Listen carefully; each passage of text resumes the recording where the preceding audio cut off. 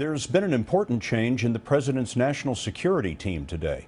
National Security Advisor Tom Donilon, seen here watching the raid on Osama bin Laden, is leaving after 4 years. He'll be replaced by Susan Rice, the U.S. ambassador to the UN. President Obama chose Samantha Power for the UN post. Power worked on human rights in the administration and wrote a Pulitzer Prize-winning book on genocide. Major Garrett is at the White House for us this evening. Major?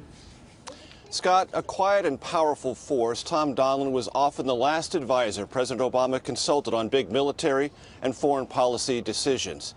Donilon almost never invited controversy. The same cannot be said of his replacement. Susan Rice was battered for her televised description of the deadly September 2012 attack on the U.S. mission in Benghazi.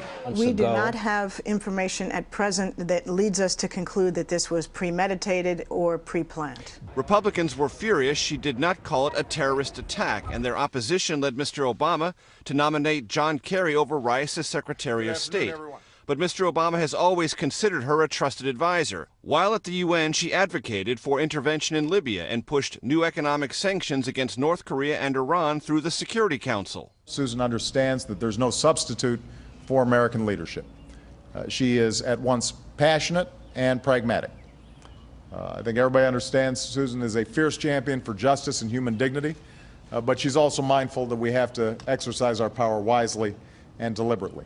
As for his UN pick, Samantha Power is a former White House aide. She has led efforts to alleviate suffering in places like Darfur and has worked to strengthen U.S. alliances. To those who care deeply about America's engagement and indispensable leadership in the world, you will find no stronger advocate for that cause than Samantha.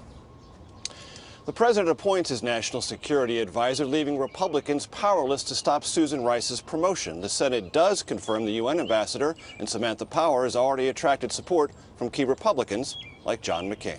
Major, thanks.